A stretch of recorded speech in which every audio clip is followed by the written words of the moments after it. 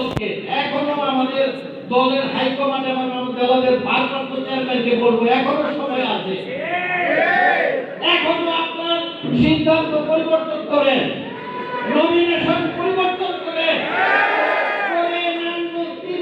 অনেক লোক আছে, আপনারা ওনাদের একজনকে দেন, আমরা সবাই দান দিয়ে হলেও দানের সৃষ্টি ইনশাআল্লাহ।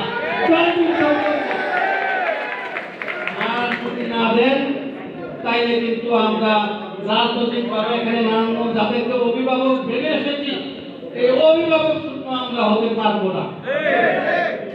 এই অভিভাবকরা দিক নির্দেশনা দিবে, ওনাদের পিছনে থেকে আমরা যেভাবেই পারি আমরা সর্বোচ্চ চেষ্টা দিয়ে হলেও ওনাদেরকে জয়যুক্ত করার চেষ্টা করবো। বাদবাকিটা উপরওয়ালার ইচ্ছা, উপরওয়ালা আছে, উনি যদি ইচ্ছা করে সবই সম্ভব। অতএব আমি কথা বেশি বাড়াবো না, আপনাদের সবাইকে এত লোক সমাগম দেখে আমি খুব আশান্বিত হয়েছি।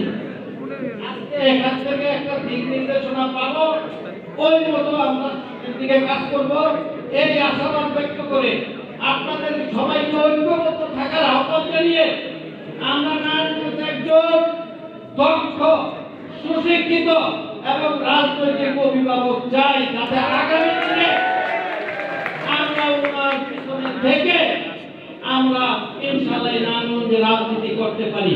এই আশাবাদ ব্যক্ত করে সবাইকে ধন্যবাদ জানিয়ে আজকের মতো আমি আমার বক্তব্য এখানে শেষ করলাম। বাংলাদেশ জিন্দাবাদ।